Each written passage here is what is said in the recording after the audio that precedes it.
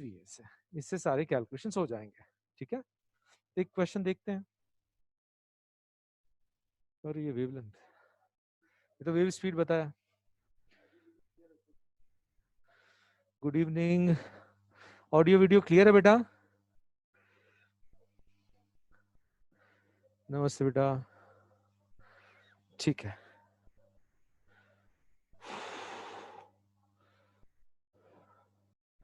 और वेवलेंथ के लिए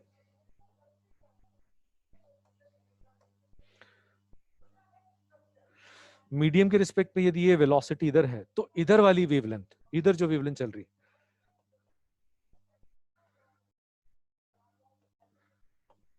और इधर ये बता दिया था मैंने।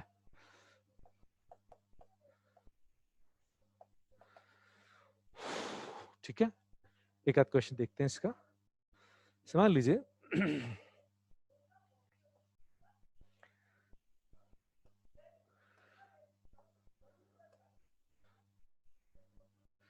दोनों लेक्चर अटेंड करना है कि एक ही? बंद कर दो। अरे ये दरवाजा,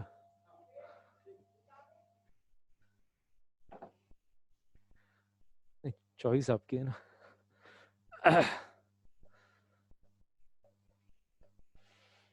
बढ़िया क्वेश्चन। ये जो आगे वाली बस है, दिस प्रोड्यूसेस हॉर्न। हॉर्न, इसकी स्पीड ले लेते हैं अपन, 10 meters per second,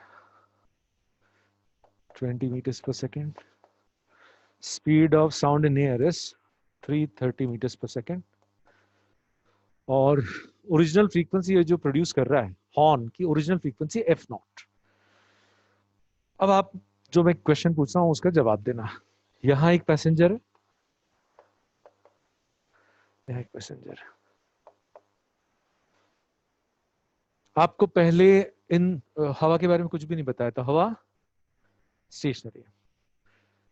इन दोनों के रिस्पेक्ट में ये दोनों जो साउंड की स्पीड डिटेक्ट करने वाले हैं वो बताओ, इसके रिस्पेक्ट में कितनी आएगी, उसके रिस्पेक्ट में कितनी आएगी? पहला क्वेश्चन।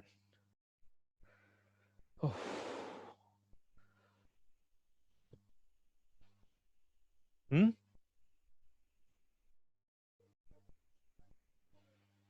नहीं, air is not moving, air के बारे में कुछ भी नहीं बताया। तो देखें, ये जो बस चल रही है, सोर्स है, इसकी वेलोसिटी का स्पीड ऑफ साउंड से कोई लेना देना नहीं। तो अब ये देखो, इस व्यक्ति के कान तक जो, इस व्यक्ति के कानों तक जो आवाज पहुंच रही है वो अर्थ के रिस्पेक्ट में सी से चल रही है। C plus V A minus V A नहीं है, simply this is equal to V A C. ये जो प्रॉब्लम आ रही है ना, इसका एक रीजन है। ये जो बोलने में बोलना कुछ चाहता हूँ निकल कुछ रहा है ना, there is a reason. Vitamin B12, तो मुझे हर महीने में एक इंजेक्शन लगाना पड़ता है, और यदि वो भूलता हूं तो फिर ये बोलने में गड़बड़ होती है। ठीक है, तो इसके रिस्पेक्ट में यदि अपने को वेलोसिटी निकालना है तो पहले अर्थ के रिस्पेक्ट में तो इनके कानों तक पहुंचने वाली आवाज इधर ही चल रही है। ठीक है, तो ये अर्थ के रिस्पेक्ट में सी से ही चलेगी। अब बताओ इसके रिस्पेक्ट में, ये जा रहा है 10 इधर, तो इसके रिस्पेक्ट में C+10। तो इसके रिस्पेक्ट में speed of sound as detected by A is 340 meters per second। ठीक है, यस यस हर्षित। और इसके लिए भी साउंड इधर आ रही है, इधर जा रहा है, तो इस ऑब्जर्वर के रिस्पेक्ट में जो स्पीड है that is 350 meters per second। तो वेलोसिटी कैलकुलेशन आ गया, इसमें कोई प्रॉब्लम नहीं होना चाहिए। अब यदि अपने फ्रीक्वेंसी सबसे लास्ट में देखेंगे, अपने को कहते हैं कि भैया ये जो वेवलेंथ मेजर करने वाला है वो बताओ, ये जो वेवलेंथ मेजर करने वाला बताओ। तो समझो इसको, यहां पर जो वेवलेंथ ऑब्जर्वर रिसीव करता है it depends only on motion of source. ये सोर्स है, तो ऐसे ड्रॉ कर लिया सोर्स, आगे वाली बस जो है वो सोर्स है। सोर्स जो है इस तरफ 10 से चल रहा है, किसके रिस्पेक्ट में? एयर के रिस्पेक्ट में। एयर स्टिल, तो जो अर्थ के रिस्पेक्ट में वो एयर के रिस्पेक्ट में, तो ये सोर्स की मीडियम के रिस्पेक्ट में वेलोसिटी। अच्छा, अब जो ऑब्जर्वर इधर है वो मेजर करेगा c minus V S by F nought, और ये दोनों तो इस तरफ है, ये दोनों की दोनों इस तरफ है, तो ये दोनों जो वेवलेंथ मेजर करने वाले हैं that is c plus V S divided by F not, दोनों की दोनों ये वेवलेंथ मेजर करेंगे। Simple objective. फ्रीक्वेंसी सबसे लास्ट के लिए रखी है। Is this clear? हाँ ठीक है बेटा भाई। अरे ये क्लियर है कि नहीं? ठीक है, एक और क्वेश्चन, फ्रीक्वेंसी लास्ट में देखेंगे। मान लीजिए 3 ऑब्जर्वर्स हैं, तीनों अर्थ के रिस्पेक्ट में स्टेशनरी, तीनों अर्थ के रिस्पेक्ट में स्टेशनरी, और हवा इस डायरेक्शन में बह रही है सपोज 10 मीटर्स पर सेकेंड से। ये भाई बोल रहा है, और ओरिजिनल फ्रीक्वेंसी जो प्रोड्यूस कर रहा है दैट इज एफ नॉट, और speed of sound in still air is 330 या 340 मीटर्स पर सेकेंड, जो दे रखा है उसे यूज करेंगे।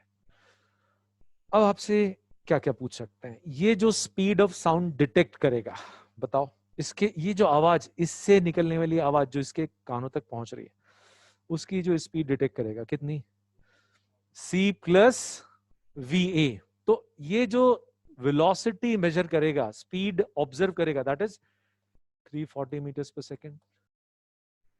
ठीक है भाई, और ये हवा इधर आ रही है और इसके कानों तक आवाज ऐसे चल रही है, तो आवाज की जो वेलोसिटी ये ऑब्जर्व करेगा दैट इज 330 माइनस 10।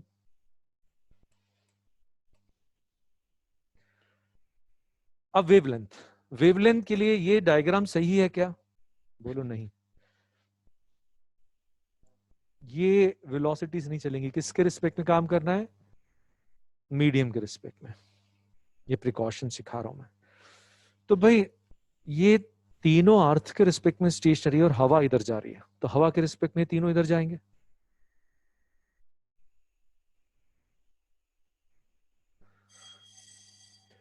तो ये तीनों की वेलोसिटी आपने प्लॉट कर ली, ये तीनों की तीनों मीडियम के रिस्पेक्ट में इधर जाएंगे, 10 से 10 से 10 से, और ये सोर्स, इनसे कोई लेना देना नहीं है। सोर्स मीडियम के रिस्पेक्ट में जिधर जाएगा उधर c minus V S by F nought, और इधर c plus V S by F nought. Simple objective है, कॉन्सेप्चुअल, कैसे काम करना है। ये क्लियर है तो यस बोल दो बेटा।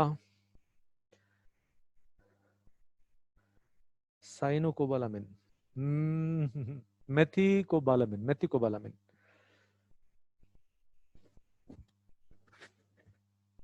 यस, नोट करना है तो कर लो, क्योंकि ये आपको बुक्स में नहीं मिलेगा। ये क्वेश्चन अच्छे से आप नोट कर लो।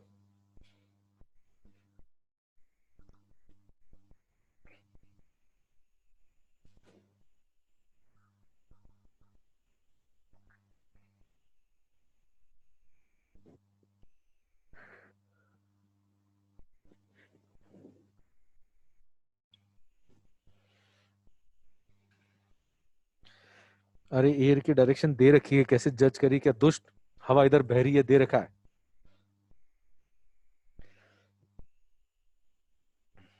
प्लस माइनस में कंफ्यूजन हो रहा है तो आपने ध्यान से नहीं सुना ना बेटा। हवा इधर आ रही है और आवाज उसके साथ ही जा रही है, तो दोनों ऐड हो जाएंगे। हवा इसकी स्पीड को एनहांस कर देगी, तो यहाँ प्लस साइन। इधर जो आवाज चल रही है वो हवा के अगेंस्ट जा रही है, तो हवा स्पीड को कम कर देगी। ठीक है, क्लियर बेटा? अच्छा, अब फ्रीक्वेंसी देख लेते हैं। फ्रीक्वेंसी के लिए मैं, आप बोलोगे तो डेरिवेशन भी दे दूंगा। फ्रीक्वेंसी के लिए हमेशा विथ रिस्पेक्ट टू मीडियम काम करना है, इससे काम बहुत इजी हो जाता है। अब फ्रीक्वेंसी पे फोकस है, सबसे ज्यादा प्रोबेबिलिटी किस क्वेश्चन के आने की है? फ्रीक्वेंसी।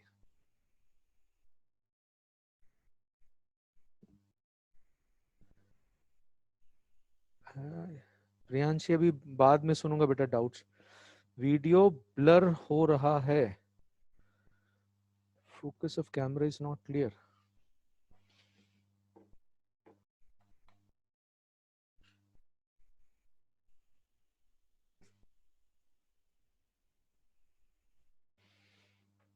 सबको इशू आ रहा है, 1 मिनट बुलाते हैं भैया को।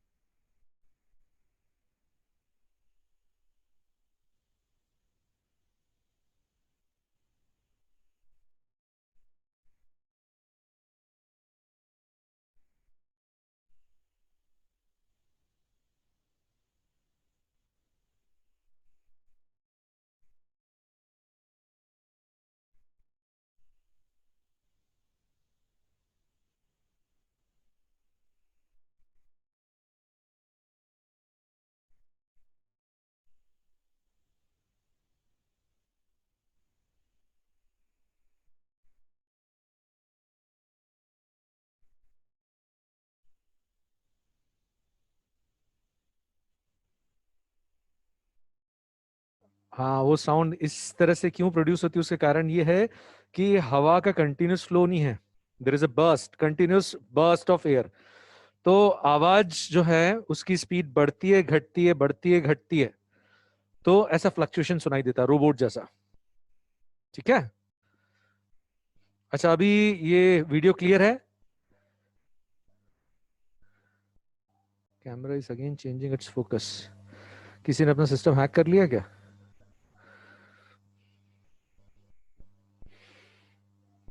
Not clear. इधर तो क्लियर आ रहा है। डिस्को कर रहा है बोर्ड, बुलाओ भाई किसी टेक्निकल पर्सन को। बोलना डिस्को नहीं चलेगा, कथकली कराओ, हिंदुस्तान में अपन। ब्लर है, क्लियर है। ठीक है भाई, अब ठीक है चलिए। विथ रिस्पेक्ट टू मीडियम काम करना है फ्रीक्वेंसी कैलकुलेशन के लिए, और एक ही फॉर्मूला सारे केसेस को कवर कर लेगा। वो फॉर्मूला मैं लिखता हूं, समझाता हूं। ऑब्जर्वर जो फ्रीक्वेंसी रिसीव करता है,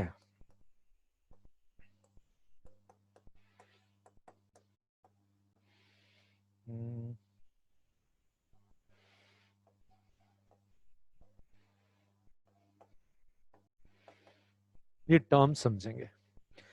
सी जो है speed of sound with respect to medium है, जिस मीडियम में ऑब्जर्वर है उस मीडियम में। ठीक है, तो इसमें कोई प्रॉब्लम नहीं है। This is speed not velocity. Velocity के डायरेक्शन से साइन डिसाइड करेंगे। तो सी, वीएल, वीएस तीनों स्पीड्स हैं, ये साउंड की मीडियम के रिस्पेक्ट में, ये लिसनर की डिटेक्टर की मीडियम के रिस्पेक्ट में, और ये सोर्स की मीडियम के रिस्पेक्ट में। और एफ नॉट तो जो ओरिजिनल फ्रीक्वेंसी वो प्रोड्यूस कर रहा है। तो ये प्लस माइनस साइन कैसे डिसाइड करते हैं, ध्यान से सुनिएगा, बहुत ईजी है। मीडियम के रिस्पेक्ट में मान लीजिए लिसनर इधर है, और लिसनर की वेलोसिटी का साइन बाद में देखेंगे, पहले ये देखते हैं। सोर्स मान लीजिए इधर जा रहा है, और एक लिसनर इधर है, और एक लिसनर इधर है, या ये लिसनर है। तो सोर्स जब लिसनर की तरफ मूव कर रहा है, तो इसके मोशन के कारण feel it and tell me, frequency बढ़ना चाहिए कि कम होना चाहिए। उसकी तरफ जा रहा है, फ्रीक्वेंसी बढ़ना चाहिए, तो यहां माइनस साइन यूज करेंगे तो फ्रीक्वेंसी बढ़ेगी। डिनोमिनेटर कम करेंगे तो फ्रीक्वेंसी बढ़ेगी। तो जब सोर्स लिसनर की तरफ जाता है तो नीचे माइनस साइन आएगा। और मान लीजिए ये सोर्स वीएस की रिलेटिव वेलोसिटी से इधर जा रहा है, मीडियम के रिस्पेक्ट में, ये मीडियम के रिस्पेक्ट में इधर जा रहा है, तो लिसनर से दूर जा रहा है, तो ये फ्रीक्वेंसी कम करने का काम करेगा, तो डिनोमिनेटर बढ़ना चाहिए, तो यहां प्लस साइन आएगा। Is this okay? इधर बेटा जल्दी बताओ, प्लस माइनस साइन कैसे डिसाइड करते हैं? घोटना नहीं है, अपने को समझना है। ऐसे अब लिसनर, लिसनर यदि सोर्स की तरफ जा रहा है तो बताओ वो क्या काम करेगा? फ्रीक्वेंसी बढ़ाएगा, तो यहां प्लस साइन, फ्रीक्वेंसी बढ़ाएगा तो यहां प्लस साइन। और मान लीजिए लिसनर दूर जा रहा है, तो फिर वो फ्रीक्वेंसी कम करेगा, तो माइनस साइन। ठीक है, तो ऐसे साइन डिसाइड करते हैं। ठीक है, अच्छा। अब इसकी एप्लीकेशन प्रिकॉशन के साथ, मान लीजिए आपको कहा है कि एक व्यक्ति सोर्स ये बोल रहा है, ये 5 मीटर्स पर सेकेंड से इधर जा रहा है, ठीक है, और एक लिसनर 15 मीटर्स पर सेकेंड से इधर जा रहा है, दूर जा रहा है, और हवा जो है वो 10 मीटर्स पर सेकेंड से इधर बह रही है, और इस ये जो ओरिजिनल फ्रीक्वेंसी प्रोड्यूस कर रहा है दैट इज एफ नॉट। तो ये जो फ्रीक्वेंसी डिटेक्ट करने वाला है वो अपने को पता करना है। तो एक फॉर्मूला ऐसा भी है जो अर्थ के रिस्पेक्ट में आप यूज कर सकते हैं, लेकिन बढ़िया फील के लिए आप हमेशा मीडियम के रिस्पेक्ट में काम करें। तो जैसे ये किस तरफ जा रहा है, तो इसके इसके टर्म का इफेक्ट क्या आएगा, फ्रीक्वेंसी को बढ़ाने का? नहीं, ये नहीं देखेंगे। कौन सी वेलोसिटीज देखेंगे? तो देखो, हवा के रिस्पेक्ट में, हवा यहां प्लॉट करता हूं, हवा हवा 10 से इधर जा रही है और ये 5 से इधर जा रहा है, तो दोनों के बीच का डिस्टेंस रिड्यूस हो रहा है 5 मीटर्स पर सेकंड से, तो दोनों एक दूसरे के पास जा रहे हैं। तो हवा के रिस्पेक्ट में ये इधर चलेगा, जो सोर्स है वो हवा के रिस्पेक्ट में 5 से इधर चलेगा, हवा की तरफ जाएगा, इधर हवा मानिए तो ये रिलेटिव मोशन इन 1D। तो ये 5 से चल रहा है, हवा 10 से चल रही है, तो हवा के रिस्पेक्ट में 5 से इधर जा रहा है। इज दिस क्लियर और नॉट? ये सारा खेल ही रिलेटिव मोशन का है, ठीक है। चलिए देखते हैं दूसरा। ये जो है 15 से जा रहा है, एयर 10 से चल रही, तो ये लिसनर जो है 5 से इधर जा रहा है, लिसनर जो है 5 से इधर जा रहा है, क्लियर। मीडियम के रिस्पेक्ट पे अब आप फॉर्मूला यूज करो। Frequency receive by the listener is C, value दी जाएगी 330 सपोज। सी और सी लिख दो, साइन बाद में लगाएंगे। ऊपर लिसनर की स्पीड, नीचे सोर्स की स्पीड। अब यहां पर कौन सा साइन, लिसनर दूर जा रहा है, इससे दूर जा रहा है तो कम करेगा, एफ नॉट तो यहां लिख दो, ये एफ नॉट। और ये सोर्स भी दूर जा रहा है तो भी फ्रीक्वेंसी कम करेगा, फ्रीक्वेंसी कम करेगा यानी डिनोमिनेटर बढ़ाएगा। क्लियर है ये? तो ये आंसर आ गया। बट इसको मैं एक स्टेप में सॉल्व करना सिखा दूंगा, 1 स्टेप सॉल्यूशन। बस क्वेश्चन देखा और आंसर लिखा, उस पे आते हैं। सबको क्लियर बेटा?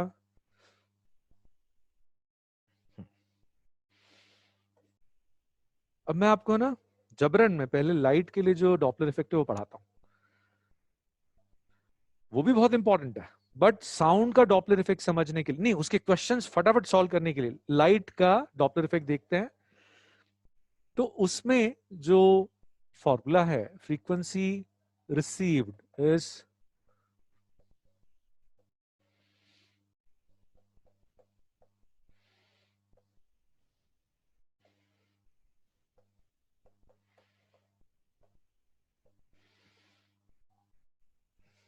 उसमें ऐसा फॉर्मूला है इनटू एफ नॉट। अब समझेंगे, माइनस प्लस, ये फॉर्मूला समझना है। तो सी तो वेलोसिटी ऑफ लाइट होगी, स्पीड ऑफ, वेलोसिटी नहीं, स्पीड ऑफ लाइट, उसमें कोई प्रॉब्लम नहीं, 3 × 10⁸ मीटर्स पर सेकेंड। ये वी आर क्या है? We are offline students. VR is relative velocity between the source and detector. VR क्या है? Relative velocity, ठीक है।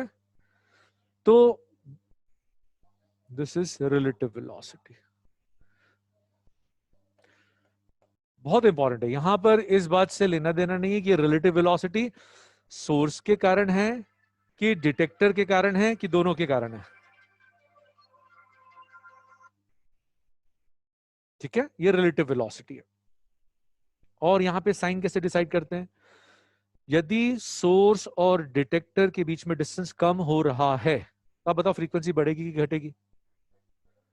सोर्स और डिटेक्टर के बीच में डिस्टेंस कम हो रहा है तो फ्रीक्वेंसी बढ़ेगी। तो दोनों में बढ़ाने वाला काम, यहां प्लस साइन तो यहां एक साथ आएंगे, दोनों दोनों एक साथ आएंगे, दोनों ही टर्म्स फिर फ्रीक्वेंसी बढ़ाने का काम करेंगे, ठीक है। और डिस्टेंस बढ़ रहा है तो फ्रीक्वेंसी कम होगी, फ्रीक्वेंसी कम होगी मतलब ये टर्म माइनस हो जाएगा, ये टर्म प्लस हो जाएगा। इसको अच्छे से समझ लो। तो लिख लेते ना, यदि डिस्टेंस रिड्यूस हो रहा है, डिस्टेंस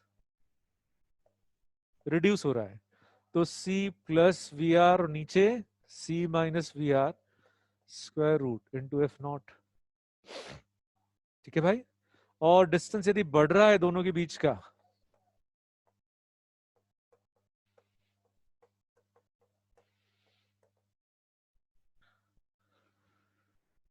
अब जो बहुत इंपॉर्टेंट टिपिकल केस है उस पे आते हैं। जनरली ये जो रिलेटिव वेलोसिटी है ये लाइट की स्पीड से बहुत कम होती है।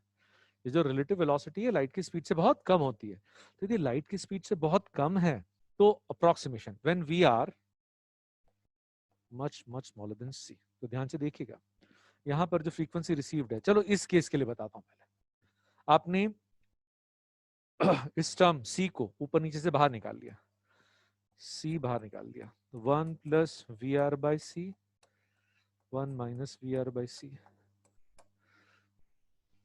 ठीक है, अभी तक अप्रोक्सीमेशन यूज नहीं करी है, लेकिन ध्यान से देखेंगे शायद आपको ये बाइनोमियल अप्रोक्सीमेशन याद हो, 1 प्लस अल्फा, ये पहले 1 plus X to the power N is 1 plus N X, ये तो सबको मालूम है, when x is much much smaller than 1, ये सबको मालूम है।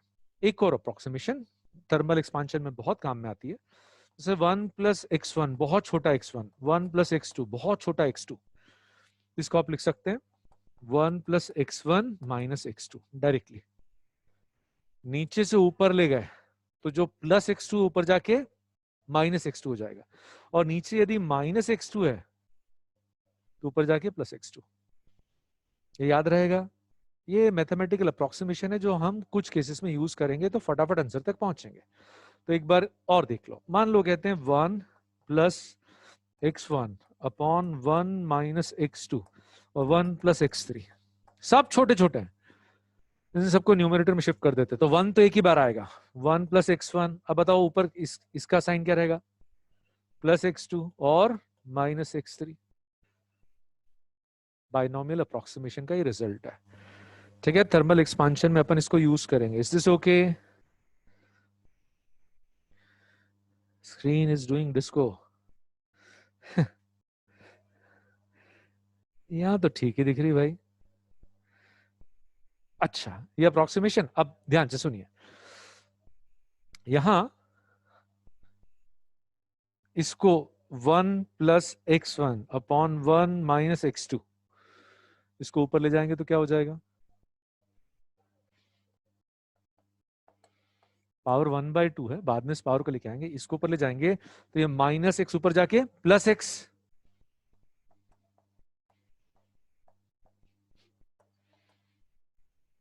ठीक है भाई, और फिर ये n को नीचे उतार दीजिए, 1 plus X to the power n, 1 plus X to the power n is 1 plus N X. तो फाइनल जो फॉर्मूला है फ्रीक्वेंसी रिसीव्ड का 1 plus V R by C into F nought, जब दोनों के बीच में डिस्टेंस कम हो रहा है और बढ़ेगा तो यहां माइनस साइन। ये कब, जब V R is much much smaller than C, मतलब 1/10 से कम होना चाहिए, वी आर की वैल्यू सी के 1/10 से कम होना चाहिए। वो बोल रहे हैं बच्चे बार बार स्क्रीन फ्लक्चुएट हो रही है, देख लो 5 मिनट बाद और। ठीक है, तो ये ध्यान रखेंगे, फॉर्मूला लिख देता हूं मैं एक बार फिर से। लाइट के लिए जो डॉपलर इफेक्ट अप्रोक्सीमेशन वाला केस है,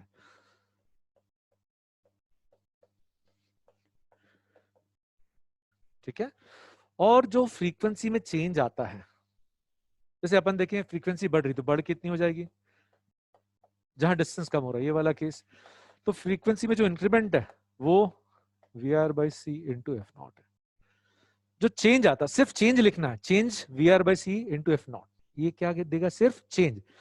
डिस्टेंस कम होगा तो इतने अमाउंट से फ्रीक्वेंसी बढ़ जाएगी, और डिस्टेंस बढ़ेगा तो इतने अमाउंट से फ्रीक्वेंसी कम हो जाएगी। ठीक है, अच्छा अब एक क्वेश्चन से मान लीजिए, देखिए रिलेटिव वेलोसिटी कैलकुलेट करते आती है कि नहीं। सोर्स जो है c/4 की स्पीड से इधर जा रहा है, और ये c/4 की स्पीड से डिटेक्टर इधर आ रहा है, और ये सोर्स जो ओरिजिनल फ्रीक्वेंसी प्रोड्यूस कर रहा है एफ नॉट। तो बताओ फ्रीक्वेंसी रिसीव्ड कितनी होगी, जल्दी बताओ, कौन सा फॉर्मूला यूज करेंगे, रिलेटिव वेलोसिटी कितनी होगी, रिलेटिव वेलोसिटी बताओ कितनी होगी, c/2। तो सबसे पहले आपने रिलेटिव वेलोसिटी निकाली c/2। अब फ्रीक्वेंसी रिसीव्ड के लिए 1 प्लस की 1 माइनस, जल्दी बोलो, जल्दी बोलो, एक बार और पूछता हूं, जल्दी बोलो कौन सा फॉर्मूला। अरे ये फॉर्मूला यूज ही नहीं होगा, ये तब होगा जब ये c/10 से कम है।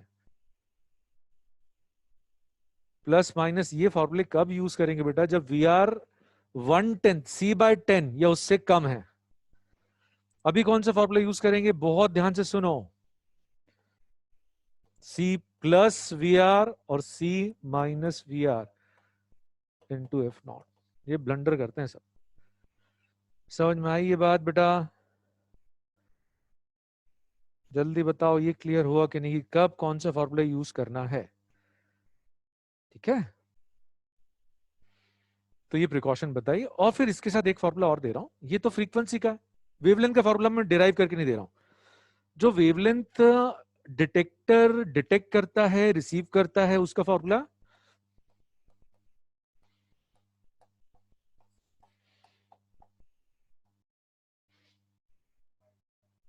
माइनस और एक बार प्लस।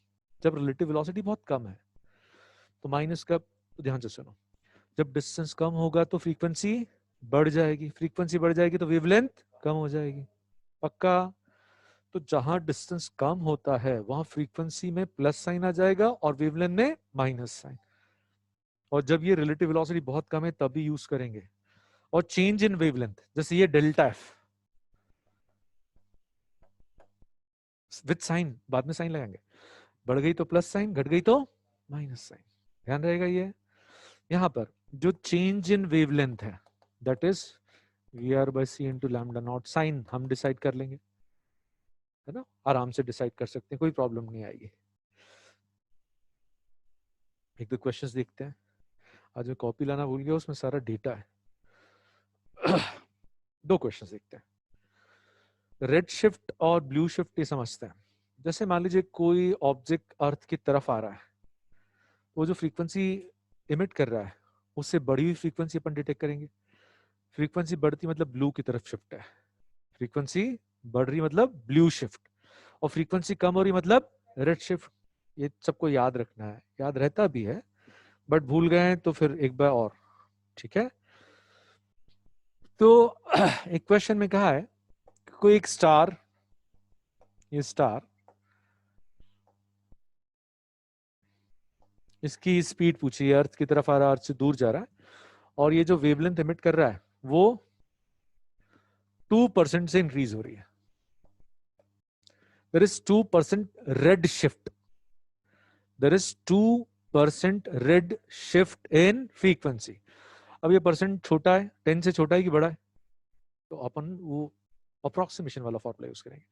यदि 20% आ गया, 15% आ गया, तो फिर एग्जैक्ट फॉर्मूला। ठीक है, तो यहां पे कहते हैं वेवलेंथ में 2% का रेड शिफ्ट है। रेड शिफ्ट मतलब वेवलेंथ बढ़ गई, फ्रीक्वेंसी कम हो गई। अच्छा, तो यहां पर डेल्टा लैम्डा इज प्लस, क्या फॉर्मूला है, we R by C into lambda nought, क्योंकि बढ़ गई तो प्लस साइन, और इस लैम्डा नॉट को इधर ले आते हैं तो ये फ्रैक्शनल चेंज आया। ये कौन सा चेंज आया, फ्रैक्शनल चेंज। इसको 100 से मल्टीप्लाई करेंगे तो परसेंटेज चेंज। तो परसेंटेज चेंज यदि अपने को लिखना है फ्रीक्वेंसी वेवलेंथ दोनों में परसेंटेज चेंज, तो दोनों एक ही फॉर्मूले से मिलेंगे,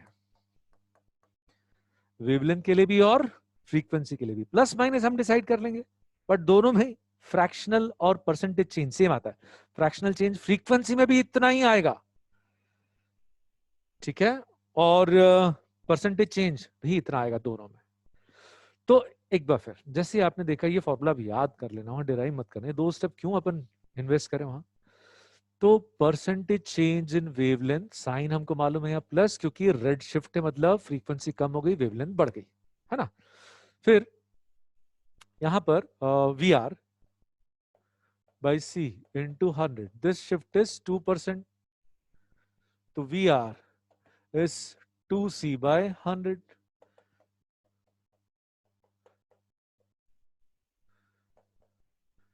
ये आंसर आ गया, ये रिलेटिव वेलोसिटी की अर्थ के रिस्पेक्ट में। तो इस स्पीड से पास में आ रहा है कि दूर जा रहा है?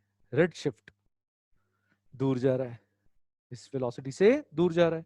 दिस इज ओके, समझ में आई बात? जल्दी।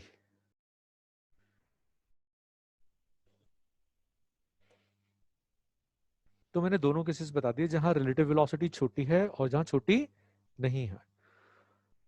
अब एक एक इसमें केस और कवर करते हैं। जैसे मान लीजिए कोई प्लैनेट, रिफ्लेक्टेड वेव की फ्रीक्वेंसी कैसे कैलकुलेट करते हैं वो समझो। जैसे मान लीजिए यहां एक स्टेशनरी सोर्स है और एक वॉल है जो इस तरफ आ रही है वी से, तो साउंड टकरा के भी आएगी, वेव टकरा के भी आएगी। तो टकरा के वापस इधर आने वाली वेव की फ्रीक्वेंसी या वेवलेंथ कैसे कैलकुलेट करते हैं? ठीक है, तो अपन एक इक्वेशन, सिर्फ अंडरस्टैंडिंग डेवलप करने के लिए इक्वेशन सॉल्व करते हैं। कि हम मान लीजिए एक सोर्स है जो इधर जा रहा है वीएस से, और एक लिसनर यहां है वो वीएल से इधर जा रहा है, और एक वॉल वीडब्ल्यू से इधर आ रही है। इसकी ओरिजिनल फ्रीक्वेंसी एफ नॉट है। तो ये कितनी बीट्स डिटेक्ट करेगा? कितनी बीट्स? एक तो साउंड डायरेक्ट इसके कानों तक पहुंचेगी, ठीक है, उसकी फ्रीक्वेंसी देखो, जो डायरेक्टली इसके कानों तक पहुंच रही है, और एक टकरा के पहुंचेगी। जो डायरेक्टली इसके कानों तक पहुंच रही है उसके लिए C C velocity of listener, velocity of source F not, ये डायरेक्ट एफ वन जो डायरेक्ट पहुंच रही है। लिसनर दूर जा रहा है तो माइनस साइन, लिसनर दूर जा रहा है, सोर्स पास में जा रहा है तो वो फ्रीक्वेंसी बढ़ाएगा तो फिर minus sign. This is okay, पक्का? इधर से यस आने दो पहले बच्चा पार्टी, ठीक है। तो ये पहली फ्रीक्वेंसी। अब दूसरी फ्रीक्वेंसी जो टकरा के इसकी तरफ आ रही है उसका कैलकुलेशन बताता हूं, फिर उसको वन स्टेप में कन्वर्ट कर देंगे। यहां पर इसको आप ऐसे विजुलाइज करो कि एक प्लेयर है जो बॉल्स कैच कर रहा है और फिर वापस फेंक रहा है। ये बॉल जो है फ्रीक्वेंसी रिसीव कर रही है, ठीक है, और वही फ्रीक्वेंसी फिर रिफ्लेक्ट कर रही है। तो वेव्स रिसीव कर रही है, कितनी वेव्स पर सेकंड रिसीव कर रही है, कितनी बॉल्स पर सेकंड कैच कर रही है वो पता कर लेते हैं। जितनी बॉल्स पर सेकंड कैच करेगी उतनी बॉल्स पर सेकंड फेंकना पड़ेगी, क्योंकि वो अपने पास कुछ रखने वाली नहीं है। तो ये जो वॉल है ये रिफ्लेक्टेड वेव के लिए कैसा बिहेव कर रही है? Like source. रिफ्लेक्टेड वेव के लिए सोर्स जैसा बिहेव कर रही है। अब उसके पास वो जो वेव आ रही है वो बाहर से आ रही है, इससे क्या लेने देना, वो रिफ्लेक्ट कर रही है। तो for reflected wave it is behaving as a source. Okay भाई, अब ये जो सोर्स है इसकी फ्रीक्वेंसी क्या, ये कितनी बॉल्स पर सेकंड फेंकने वाली, जितनी बॉल्स पर सेकंड ये कैच करने वाली है। तो ये इस सोर्स की, इसको सोर्स जैसा ट्रीट करते हैं, तो इस सोर्स की फ्रीक्वेंसी निकालने के लिए इसको अपन बोल देते हैं एफ सिंपली। इस सोर्स की फ्रीक्वेंसी निकालने के लिए इसको पहले लिसनर जैसा ट्रीट करते हैं कि ये कितनी फ्रीक्वेंसी रिसीव कर रही है। जितनी फ्रीक्वेंसी ये रिसीव करेगी उतनी फ्रीक्वेंसी ये रिफ्लेक्ट करेगी। इज दिस ऑल राइट और नॉट? तो ये जो फ्रीक्वेंसी रिसीव करने वाली है, फ्रीक्वेंसी ऑफ वॉल सोर्स, ऐसा लिख देते हैं, wall as source. This is see C listener, इसको लिसनर जैसा ट्रीट किया, सोर्स और एफ नॉट। वॉल उस तरफ जा रही है, प्लस इधर आ रहा है तो माइनस, आराम से देखो। पक्का? अपने आप में क्वेश्चन बनता है कि ये जो रिफ्लेक्टेड साउंड है उसकी फ्रीक्वेंसी कितनी होगी। एक एक स्टेप अलग से क्लियरली समझ में आना चाहिए। Is this clear? क्या? अच्छा, अब भूल जाओ कि ये रिसीव कर रही है, अब ये वाली फ्रीक्वेंसी ये प्रोपोगेट कर रही है। अब इसको कैसे ट्रीट करेंगे? लाइक सोर्स, और ये भाई है लिसनर, ये सोर्स, ये लिसनर, और ये सोर्स की फ्रीक्वेंसी।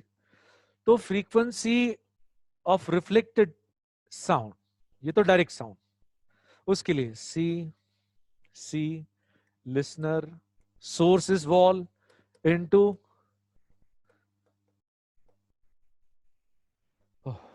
ठीक है। ये अब लिसनर पास में आ रहा है तो प्लस, सोर्स उस तरफ जा रहा है तो माइनस, और ये यहाँ रख देंगे, तो ये दूसरी फ्रीक्वेंसी मिल गई, और दोनों का difference that will give you beat frequency. एक फील तो आ जाना चाहिए कैसे काम करते हैं। ये फील आ गया? नोट करना है तो नोट कर लो जल्दी। फिर इसको लाइट के फॉर्मूले से कैसे करेंगे वो समझेंगे।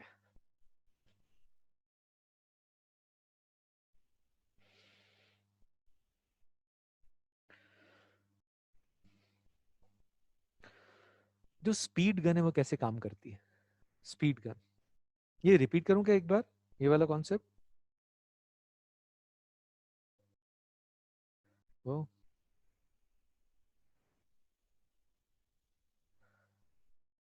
रिपीट करना है क्या? रिपीट कर, फिर आप अलग से समझ लेना एक बार, ठीक है? इसको वन स्टेप में, हाँ हाँ बेटा वन स्टेप में करना बता रहा हूं। जो लाइट का डॉपलर इफेक्ट पड़ा उसका अपना रीजन है कि हम साउंड में भी उसको यूज करेंगे, और लाइट और साउंड में डिफरेंस अपन समझेंगे डॉपलर इफेक्ट में। दोनों में फॉर्मूले अलग अलग इसलिए है कि साउंड की जो स्पीड ऑब्जर्वर डिटेक्ट करता है वो अलग अलग ऑब्जर्वर के लिए अलग अलग। अभी हमने देखा, मान लीजिए स्पीकर है, बोलने वाला है, और लिसनर इस तरफ आएगा तो C+V, उधर जाएगा तो C-V। लेकिन लाइट की स्पीड तो ऑब्जर्वर के ऊपर डिपेंड करती ही नहीं है। लाइट की स्पीड वैक्यूम में सभी ऑब्जर्वर्स के लिए सभी फ्रेम्स में सेम रहती है। तो क्योंकि दोनों के बेसिक बिहेवियर में डिफरेंस है, इसलिए दोनों के फॉर्मूलों में भी, दोनों के डॉपलर इफेक्ट में भी डिफरेंस है। ठीक है, तो हम कहा लाइट वाला डॉपलर इफेक्ट यूज कर सकते हैं, मैं प्रूव करके बताऊंगा, और वही यूज करेंगे, बहुत जल्दी आंसर आता है। तो लाइट वाले डॉपलर इफेक्ट पे वापस आते हैं, फिर साउंड में उसको यूज करेंगे।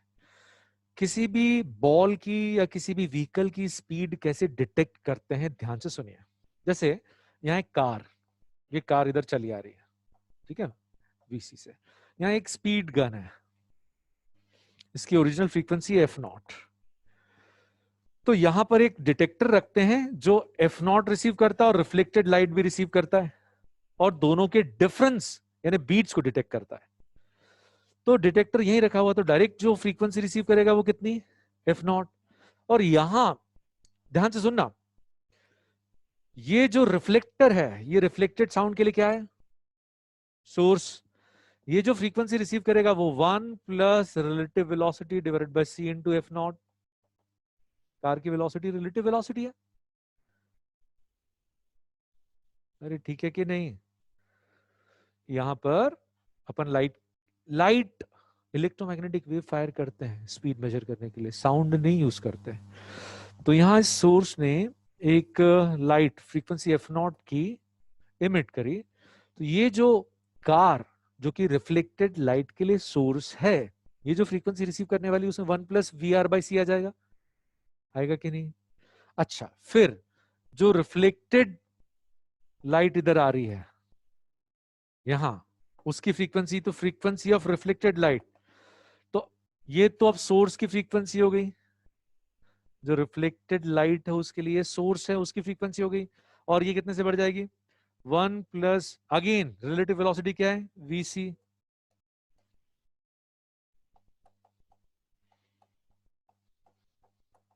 इसको आराम से समझो, ये बहुत जगह अपन यूज करेंगे। ये एक बार 1 प्लस VC/C क्यों आया, क्योंकि ये जो रिसीव करेगी वो बढ़ जाएगी, और फिर ये जो रिसीव करेगी जब रिफ्लेक्ट करेगी तो ये और बढ़ जाएगी, क्योंकि फिर से ये दोनों के बीच में डिस्टेंस कम हो रहा है। तो 2 बार इंक्रीमेंट आएगा, रिफ्लेक्टेड लाइट की फ्रीक्वेंसी 2 बार VR/C F0 से बढ़ेगी। तो यहां पर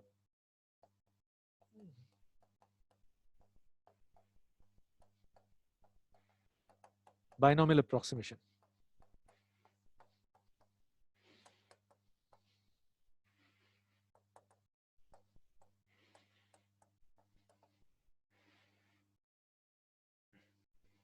इज दिस ओके और नॉट? डेरिवेशन इधर बेटा, क्लियर डेरिवेशन। तो अब इसका फायदा क्या है, ये जो नंबर ऑफ बीट्स हैं ये आपने मेजर कर ली, इंस्ट्रूमेंट रहता है वो बीट्स मेजर करता है, बीट्स आपने मेजर कर ली, ओरिजिनल फ्रीक्वेंसी आपको मालूम है, C आपको मालूम है, 2 की वैल्यू मालूम है, तो किसकी वैल्यू मिल जाएगी, VC। रिलेटिव वेलोसिटी किसके बराबर है? वीसी। कार की स्पीड ऐसे मेजर की जाती है, समझे ये? तो ये तो एक क्वेश्चन अपने आप में है ही इंपॉर्टेंट, स्पीड गन का क्वेश्चन।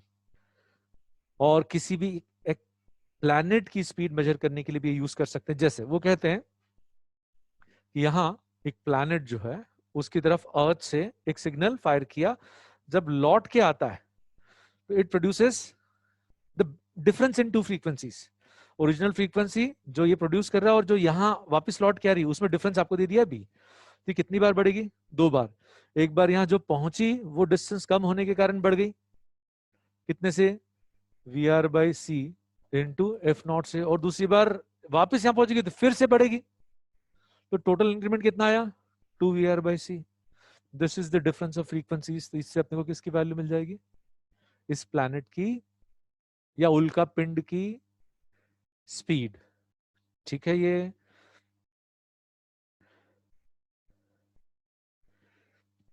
इसमें बहुत निग्लिजिबल एरर आता है दुष्ट हेमांग। अब साउंड में इसको कैसे यूज करेंगे, बहुत ध्यान से सुनिएगा। जैसे कई बार ऐसा होता है कि मान लीजिए सोर्स 5 मीटर्स पर सेकंड से चल रहा है और ये लिसनर इसको चला देते हैं 10 मीटर्स पर सेकंड से, ठीक है? और आपको कहते हैं कि भाई ये एफ नॉट प्रोड्यूस कर रहा है, ये कितनी रिसीव करेगा? तो जैसे सोर्स जो है इधर जा रहा है वीएस से और लिसनर स्टेशनरी, तो यहां पे जो फ्रीक्वेंसी रिसीव करेगा, मतलब ये सोर्स की वेलोसिटी वी मानी, अभी जो फ्रीक्वेंसी रिसीव करेगा दैट इज सी लिसनर की 0 और यहां -v इंटू एफ नॉट। अच्छा, दोनों की रिलेटिव वेलोसिटी कितनी है? v, लेकिन उसके लिए जिम्मेदार कौन है? सोर्स। सेकेंड टाइम सोर्स यही है और लिसनर उसी वेलोसिटी से इसकी तरफ आ रहा है, तो रिलेटिव वेलोसिटी तो सेम है, लेकिन फ्रीक्वेंसी चेंज हो जाएगी, क्योंकि साउंड की जो स्पीड है वो ऑब्जर्वर की वेलोसिटी के साथ चेंज होती है। तो दोनों केसेस में ये लिसनर जो साउंड की स्पीड डिटेक्ट करेगा वो अलग अलग, यहां कितनी डिटेक्ट करेगा? c, और यहां कितनी डिटेक्ट करेगा? c+v। यस और नो? इसीलिए गड़बड़ हो रही है लाइट में ऐसा। तो रिलेटिव वेलोसिटी किसके कारण है, कोई फर्क ही नहीं पड़ता। तो यहां पे देखेंगे, यहां यदि अपन फ्रीक्वेंसी रिसीव कैलकुलेट करेंगे तो सी और यहां सोर्स की 0 और लिसनर v से जा रहा है, दोनों अलग अलग। कौन चल रहा है इसके ऊपर डिपेंड करता है, लाइट में ऐसा नहीं होता है। लेकिन यदि ये v बहुत छोटी है तो ये लाइट जैसा ही बिहेवियर हो जाएगा, कोई फर्क नहीं पड़ेगा। देखो, if this v is very small, यहां से c बाहर निकाल देते हैं,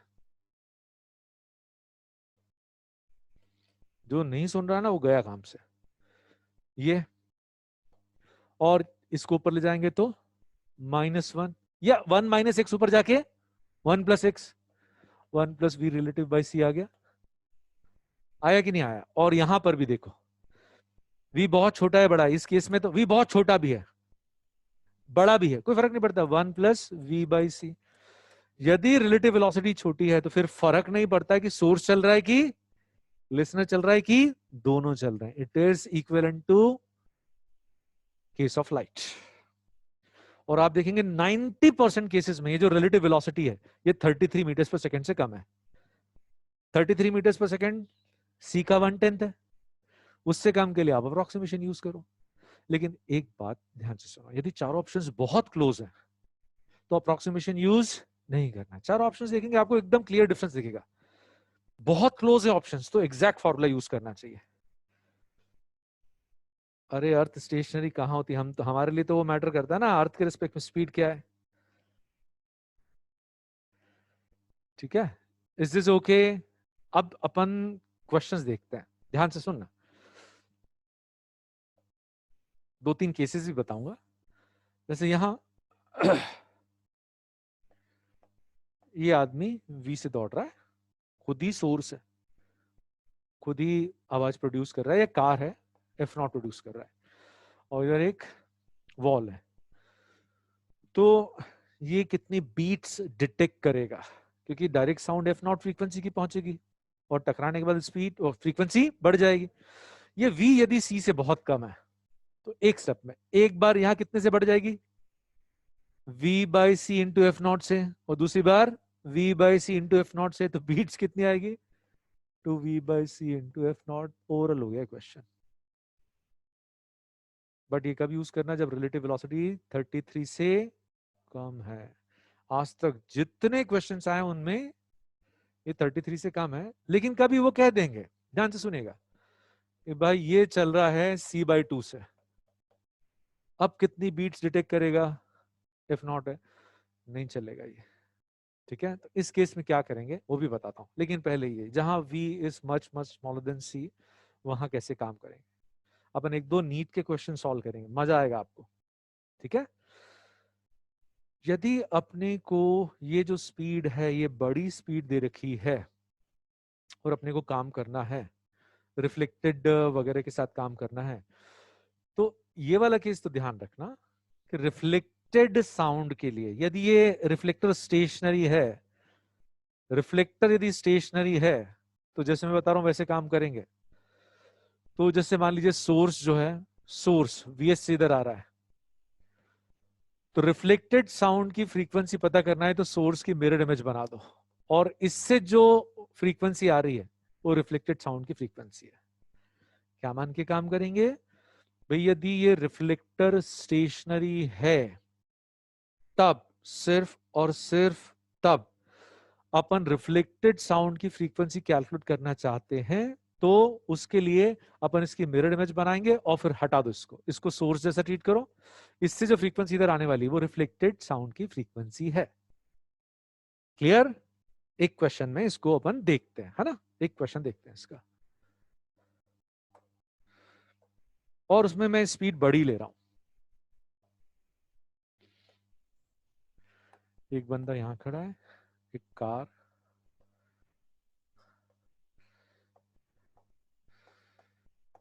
c बाई 2 से चल रही है, ठीक है, इसकी ओरिजिनल फ्रीक्वेंसी एफ नॉट है, और एक बंदा यहां खड़ा है, दिस इज 1, दिस इज 2, उधर रिफ्लेक्टर स्टेशनरी, ये कितनी बीट्स डिटेक्ट करेगा, 0, और वो कितनी बीट्स डिटेक्ट करेगा अपने को पता करना है। ठीक है, तो इसके लिए जो डायरेक्ट साउंड पहुंच रही है उसके लिए ये सोर्स है, और जो रिफ्लेक्टेड साउंड है उसके लिए अपन क्या करेंगे, ये सोर्स भी इसकी तरफ c बाई 2 से आ रहा है, और रिफ्लेक्टेड साउंड वाला सोर्स भी इसकी तरफ c बाई 2 से आ रहा है, तो दोनों तरफ से सेम फ्रीक्वेंसी, तो ये कितनी बीट्स डिटेक्ट करेगा, 0। ठीक है भाई, पक्का ये? ओके, अब इसके लिए पूछा है, तो देखिए ये दूर जा रहा है, तो इससे जो फ्रीक्वेंसी मिलने वाली है, जो डायरेक्ट साउंड की फ्रीक्वेंसी है, जो छोटी फ्रीक्वेंसी है वो इससे मिलेगी, और बड़ी हुई फ्रीक्वेंसी इससे मिलेगी, क्योंकि वो रिफ्लेक्टेड साउंड का सोर्स पास में आ रहा है। तो पहले बड़ी वाली फ्रीक्वेंसी सी, सी, और वो सोर्स है, सोर्स पास में आ रहा है तो -c/2, सोर्स पास में आ रहा है, this is frequency of reflected sound. इस एक एक स्टेप समझो, इज दिस क्लियर? इधर बेटा क्लियर है एकदम? ये रिफ्लेक्टेड साउंड की फ्रीक्वेंसी जो बड़ी हुई फ्रीक्वेंसी है ये डिटेक्ट करेगा, और डायरेक्ट साउंड जो है जो ऐसे रिसीव करेगा उसके लिए सी, सी, और यहां plus c/2 into F nought, तो नंबर ऑफ बीट्स ये आ गई 2f0, 2/3f0, ये आंसर आ गया। Is this clear? और इसी में एक और केस बताऊंगा,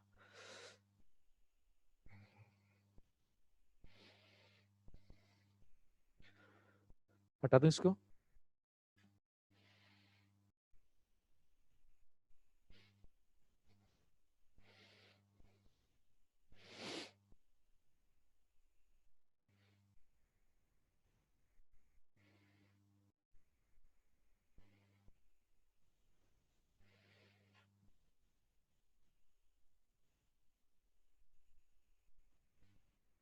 मान लीजिए वो कहते हैं कि भाई सी जो है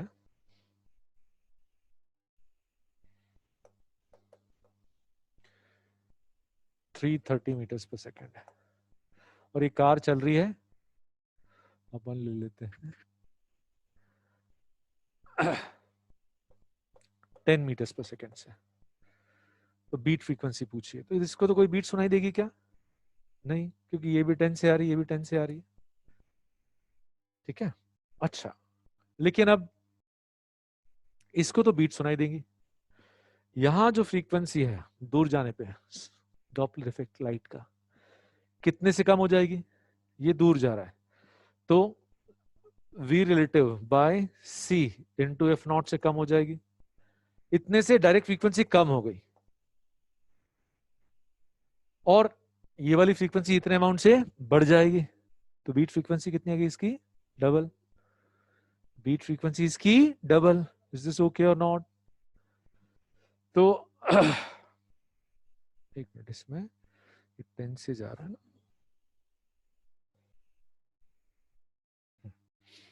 इधर से जो आएगी, अब इसको भूल जाओ, ये सोर्स इसकी तरफ आ रहा है, तो इसके कारण फ्रीक्वेंसी बढ़ेगी कितने अमाउंट से?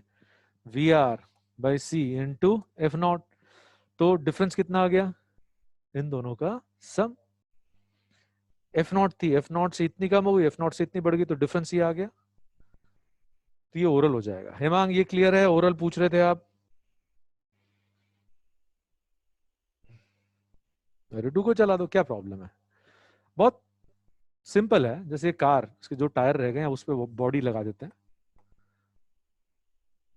सपोज ये 5 से इधर जा रहा है, ये 5 से इधर जा रही है। अब बीट्स पूछ लिए, तो यहां वी आर 10, वी आर क्या है 10, तो ये जो फ्रीक्वेंसी रिसीव करेगा वो कम हो जाएगी। अपन ये मान लेते हैं ये एफ नॉट है, ये एफ नॉट से कितनी कम हो जाएगी? एफ नॉट से, एफ नॉट इधर सिर्फ समझने के लिए, एफ नॉट ये जो रिसीव करेगा वो कम हो जाएगी। कितने से कम हो जाएगी बताओ? This is V R by C into F not. ये जो डायरेक्ट रिसीव कर रहा है, डायरेक्ट यहां से रिसीव कर रहा है। अब जो रिफ्लेक्टेड है उसके लिए सोर्स है, उसके लिए वो सोर्स है। रिलेटिव वेलोसिटी कितनी है? 0। तो वो तो एफ नॉट ही रिसीव करेगा, तो बीट फ्रीक्वेंसी आ गई। ठीक है भाई, समझ में आई ये बात? कोई भी केस बहुत फटाफट रिजॉल्व कर सकते हो। ठीक है, अच्छा, एक दो पॉइंट्स और बताता हूं।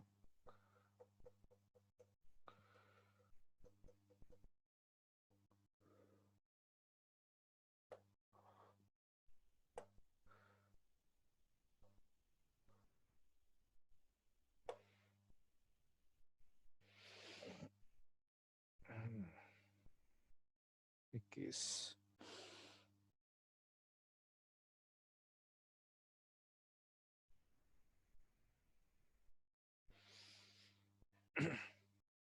अच्छा, अब ऑब्लिक मोशन वाला केस देखते हैं, जहां पर दोनों वेलोसिटी सेम लाइन के अलोंग नहीं है। तो ये जो बता रहे हैं 100% सही नहीं है, बट मेडिकल एग्जाम में यही एक्सेप्ट होगा। मान लीजिए सोर्स जो है वो अल्फा पे चल रहा है इस लाइन से, और लिसनर लिसनर मान लीजिए इधर जा रहा है बीटा पे, और ये ओरिजिनल फ्रीक्वेंसी दे दी आपको, और ये जो फ्रीक्वेंसी रिसीव करता है वो आपको कैलकुलेट करना है। तो कौन सी वेलोसिटीज यूज करेंगे?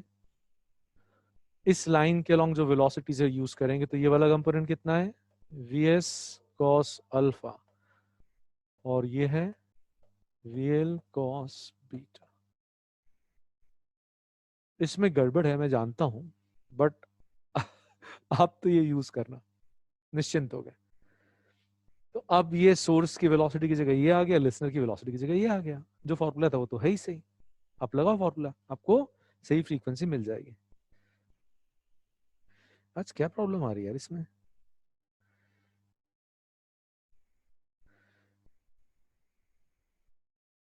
बार बार स्क्रीन ब्लर हो रही है।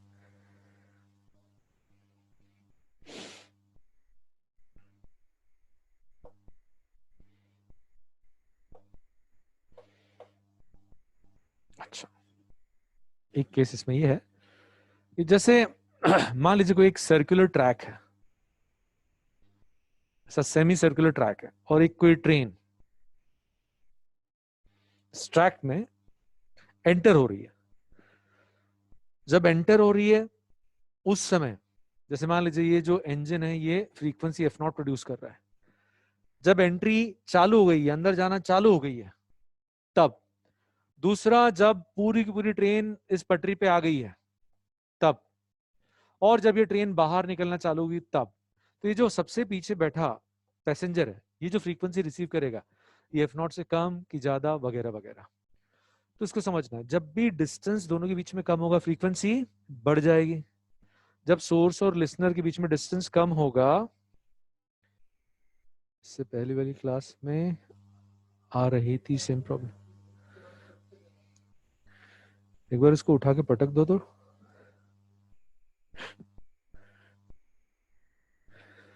तो जब ये ट्रेन इस सर्कुलर ट्रैक पे एंटर कर रही है, तो जैसे अभी तो स्ट्रेट है, विजुअलाइज स्ट्रेट है, जब ये कर्व होगी तो बताओ दोनों एंड्स के बीच में डिस्टेंस बढ़ेगा कि कम होगा?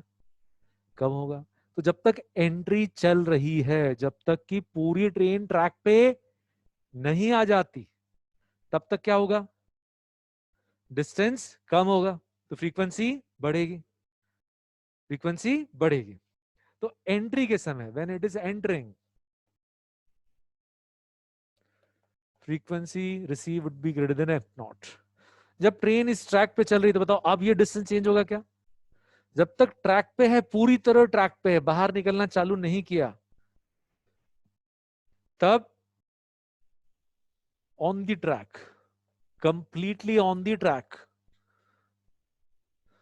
Then frequency is equal to F0। और एग्जिट के समय, एग्जिट के समय क्या होगा भाई? जो ट्रेन मुड़ गई थी अब वो सीधी होती चली जा रही है, तो डिस्टेंस बढ़ेगा, डिस्टेंस बढ़ेगा तो फ्रीक्वेंसी।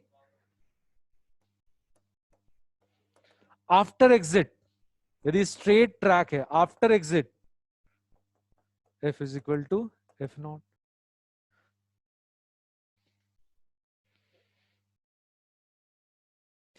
नोट करना है तो जल्दी नोट कर लो।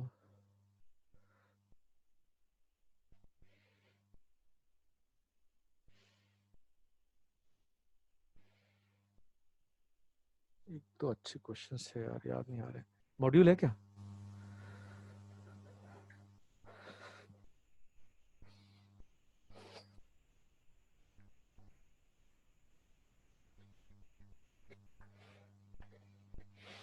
SHM पूरा कर लिया? बन गया पूरा SHM? SHM तुमने नहीं, तुमने क्वेश्चन सॉल्व किए, हमने SHM कर लिया। दुष्ट बच्चे एकदम। दो तीन क्वेश्चंस इसके मेरे को सॉल्व करना थे।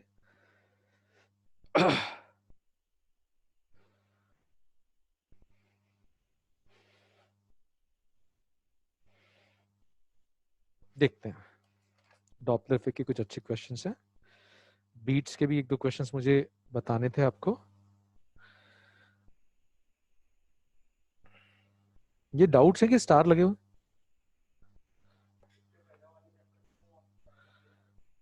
अब इसके भेज देना यार, आप अटेम्प्ट करो, मैं कुछ क्वेश्चंस करा दूं उसके बाद आप अटेम्प्ट करना। आज अपन जो क्वेश्चंस देख रहे हैं इनसे आपके सारे कॉन्सेप्ट्स क्लियर हो जाना चाहिए, फिर आप ये पूरा मॉड्यूल अटेम्प्ट करना, ठीक है? ओह, एक तो जैसे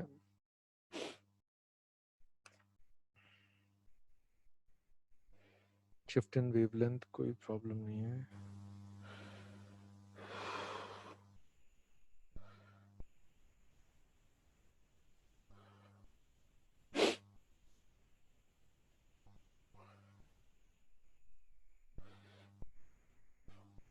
A source and observer move away from each other with velocity of 15 meters per second with respect to each other। देखो ध्यान से, यहां पर मैं आपको कॉन्सेप्ट बता रहा हूं कि कहां अप्रोक्सीमेशन यूज करना, कहां नहीं करना। वो कहते हैं कि सोर्स और ऑब्जर्वर दोनों ही एक दूसरे से दूर जा रहे हैं और दोनों 15 मीटर्स पर सेकंड से दूर जा रहे हैं, ठीक है? और ये सोर्स मान लो, ये ऑब्जर्वर, ये जो फ्रीक्वेंसी रिसीव करता है, फ्रीक्वेंसी रिसीव कर रहा है, दैट इज 1950 हर्ट्ज, और C is 340 metres per second.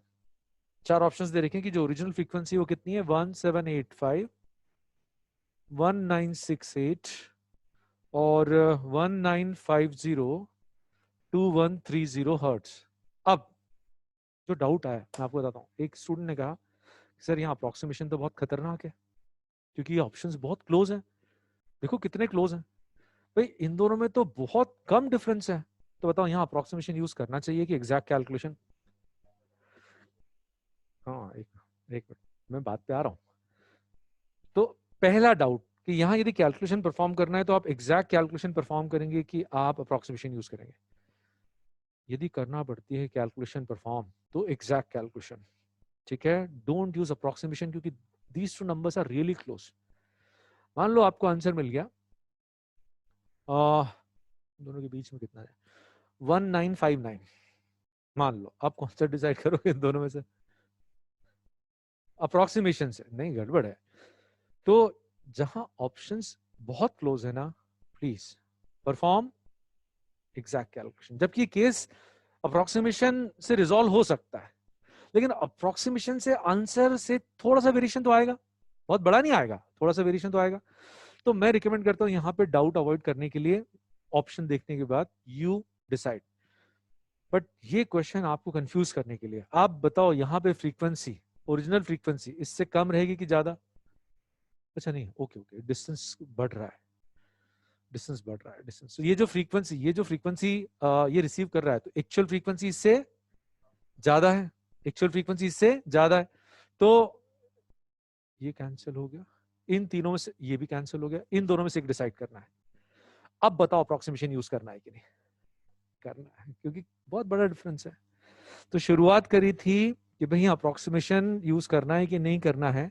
तो ऑप्शंस देख के यदि आपके पास इस तरह का कोई क्राइटेरिया नहीं है तो आप डिसाइड करोगे कि नहीं यार ये तो बहुत क्लोज नंबर्स हैं। लेकिन एक बहुत इंपॉर्टेंट पॉइंट, अंडरस्टैंडिंग, ये जो फ्रीक्वेंसी रिसीव कर रहा है डिस्टेंस बढ़ने पर वो 1950, तो एक्चुअल तो इससे ज्यादा होगी, तो इसके बराबर तो हो ही नहीं सकती, इससे ज्यादा होगी, इससे कम तो हो ही नहीं सकती। तो इन दोनों में से एक सेलेक्ट करना है, काफी बड़ा डिफरेंस है, यूज अप्रोक्सीमेशन। और देखो कैसे, यहां पर जो फ्रीक्वेंसी अपन कैलकुलेट करना चाहते हैं, चेंज निकाल लेते, चेंज कितने से चेंज होगी, V R by C into F nought,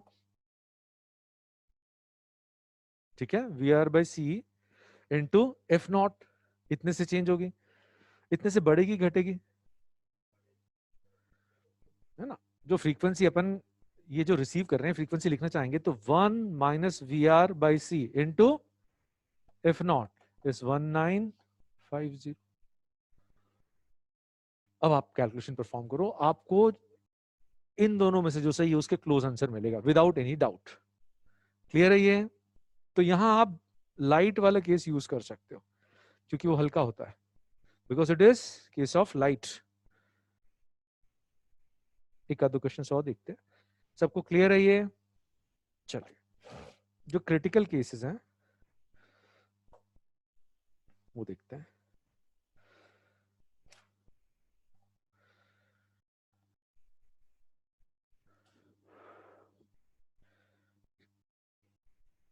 अब बताना, एक ऑब्जर्वर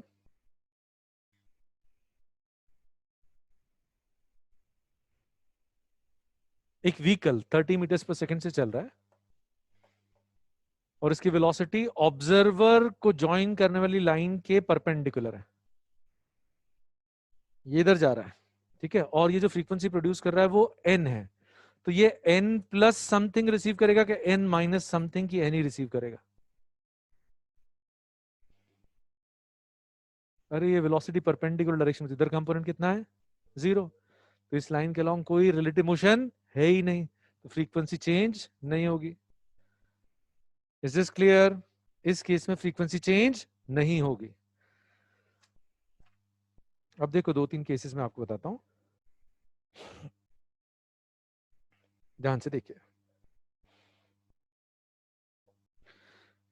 पहला क्वेश्चन है, इसमें कहते हैं कि जो वेव है उसकी सही इक्वेशन बताओ आप। ठीक है, एम्पलीट्यूड 2 सेंटीमीटर दिया हुआ वेव का, पॉजिटिव डायरेक्शन में पॉजिटिव एक्स के अलोंग चल रही है 128 मीटर्स पर सेकेंड से, और कहते हैं 5 कंप्लीट वेव्स जो हैं 4 मीटर में फिट हो रही हैं। 5 कंप्लीट वेव्स 4 मीटर में फिट हो रही हैं, तो 5 वेवलेंथ 4 के बराबर है, तो लैम्डा इज इक्वल टू 4/5। अब 4 ऑप्शंस हैं, उनमें से 2 में बीच में प्लस साइन है, बताओ पॉसिबल है क्या? वेव वेलोसिटी पॉजिटिव है, तो के एक्स और ओमेगा टी के बीच में कौन सा साइन आना चाहिए? माइनस। याद है कि नहीं? के एक्स और ओमेगा टी के बीच में माइनस साइन आना चाहिए, और उसमें 2 ऑप्शंस हैं। ठीक है, एक में साइन, ध्यान से सुनिएगा, 7.85x माइनस 1005t है, और दूसरे में साइन 15.7x माइनस 2010t है। बताओ ये प्लस साइन वाले ऑप्शन क्यों कैंसिल किए? क्योंकि वेव वेलोसिटी पॉजिटिव है। अब इन दोनों में से एक सिलेक्ट करना है, तो आप सिर्फ के निकाल लो या सिर्फ ओमेगा निकाल लो। के डायरेक्टली निकाल सकते हो। व्हाट इज के? 2 पाई बाय लैम्डा। ठीक है, 2 दूनी 4, और एक रफ फास्ट कैलकुलेशन, 3 25 15, 15 को 2 से डिवाइड करेंगे तो 7.5 has to be close to 7.5। बताओ डिफिकल्ट है क्या? लेकिन देखना, इतने डाउट्स आप पूछने वाले हो, बहुत सारे डाउट्स पूछोगे।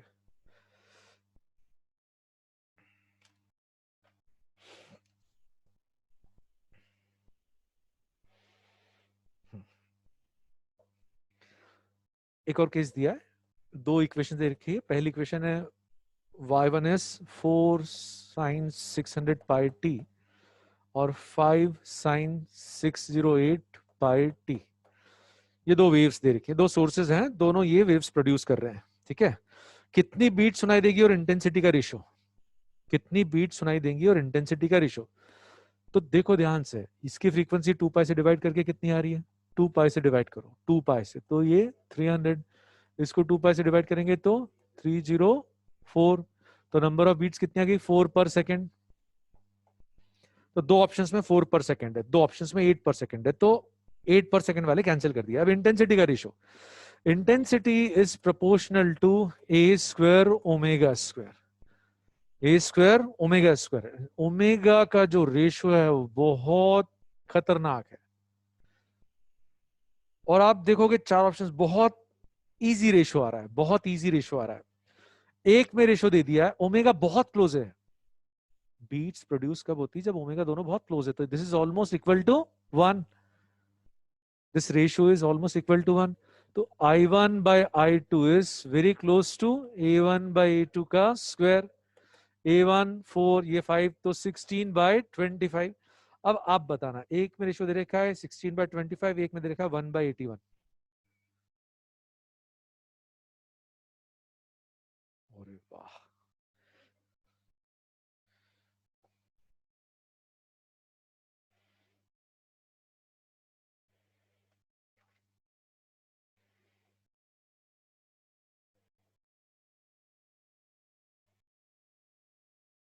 हाँ, एक स्टैंडर्ड केस इसमें दिख गया। यदि ऐसे 3 सोर्सेज हैं, n-1, n और n+1, तीनों एक साथ साउंड प्रोड्यूस करते हैं, तो कितनी बीट सुनाई देंगी? 2। ये याद रखना।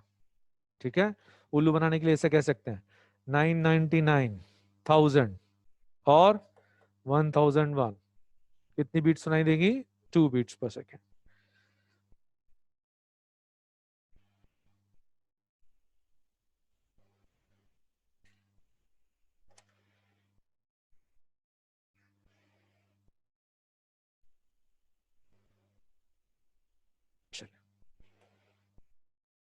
अब रैंडमली 1-2 क्वेश्चन सिलेक्ट कर रहा हूं मैं, randomly.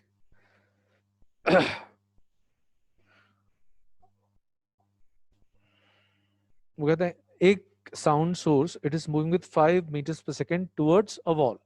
Source 5 meters per second से एक वॉल की तरफ जा रहा है। ठीक है, और C is 330, original frequency of source is 240।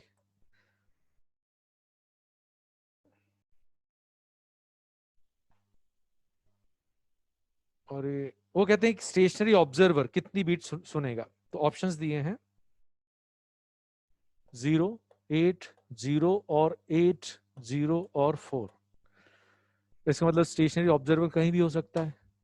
यहां पे जो ऑब्जर्वर है बताओ वो कितनी बीट सुनाई देगी, उसको कितनी बीट्स। तो भैया रिफ्लेक्टेड साउंड के लिए चलाओगे 5 से, बताओ ये कितनी बीट सुनेगा, 0। और ये कितनी सुनेगा, इससे जो फ्रीक्वेंसी रिसीव करेगा वो V R by C into F nought से कम हो जाएगी और V R by C into F nought से बढ़ जाएगी। तो डिफरेंस कितना आएगा, 2 V R by C into F nought. अब फास्ट कैलकुलेशन, ये 10 हो गया और 30 और 240 क्या आना चाहिए, 8, है ना। एक फास्ट कैलकुलेशन, क्योंकि देखो होल नंबर रेशियो दे रखा है, 8 दे रखा है ना। तो यहां पे आप इसको क्या मान लोगे, 300 मानोगे कि 30 मानोगे, जरा दिमाग लगाओ तो। 30 मानोगे तो क्या आ गया, 8। तो कौन सा सही है, 0 और 8। Is it clear. ठीक है, अब इसमें और कुछ बाकी है क्या।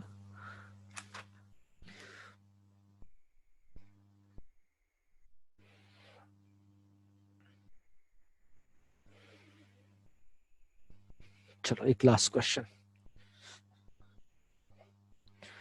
वो कहते हैं कि एस्ट्रोनॉट है, मून की तरफ जा रहा है। एस्ट्रोनॉट मून की तरफ जा रहा है, एक सिग्नल भेजता है 5000 मेगा हर्ट्ज का, और रिफ्लेक्टेड जो सिग्नल है उसकी फ्रीक्वेंसी बढ़ जाती है 86 किलो हर्ट्ज से, इतने से बढ़ जाती है। तो इसकी स्पीड किलोमीटर पर सेकंड में पूछिए। यदि स्पीड v मानी है तो बताओ ये फ्रीक्वेंसी कितने अमाउंट से बढ़ेगी, 2v/c into F not mega hertz, yes और नो। और ये जो इंक्रीमेंट है this is 86 kilo hertz, hertz cancel हो गया, मेगा यानी 10⁻⁶, किलो यानी 10⁻3। फिर ये v मीटर्स पर सेकंड में आएगी, उसको आप किलोमीटर पर आवर में कन्वर्ट कर लो। क्लियर है ये। अब आपको टारगेट दे रहा हूं,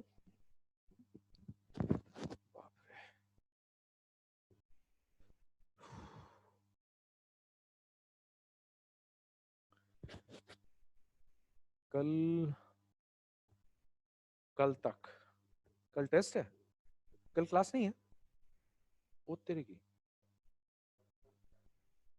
अरे क्या बात है। तो मैं मंडे का आपको टारगेट दे रहा हूं, मंडे तक एसएचएम और वेव्स पूरा फिनिश करना है, ठीक है।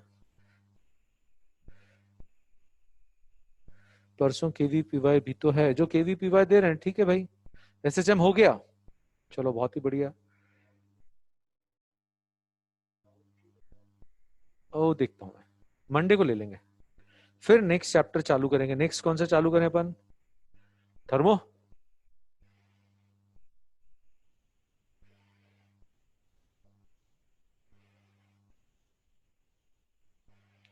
अरे अपन सब डिस्कस कर लेंगे, करना तो ही पड़ेगा ना, जो मेरी वाइफ बोलेगी। चलो जान दो फिर। टिप्स फॉर केवीपीवाई, केवीपीवाई में बेटा एक बात ध्यान रखना, बहुत इंपॉर्टेंट करवा दीजिए।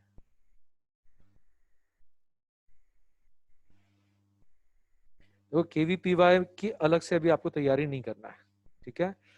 कूल एंड काम माइंड से आप अभी आपको जो पेपर्स मिले ना यहाँ से, उन पेपर्स को अटेम्प्ट करो। और सारे क्वेश्चंस अटेम्प्ट करना जरूरी नहीं है, ठीक है। जिनमें कॉन्फिडेंस है, जो कंफर्टेबली आप अटेम्प्ट कर सकते हो वही अटेम्प्ट करो, ठीक है। ये टिप है बस। तैयारी तो 2 दिन में कुछ हो नहीं सकती, तो करना भी नहीं है। अपनी मेडिकल की तैयारी को डिस्टर्ब नहीं करना है, ठीक है। चलो टाटा बाय बाय, मिलते हैं मंडे को, लेकिन ये टारगेट पूरा होना चाहिए। प्रैक्टिस के लिए दे रहे हैं, ओके। चलो भाई।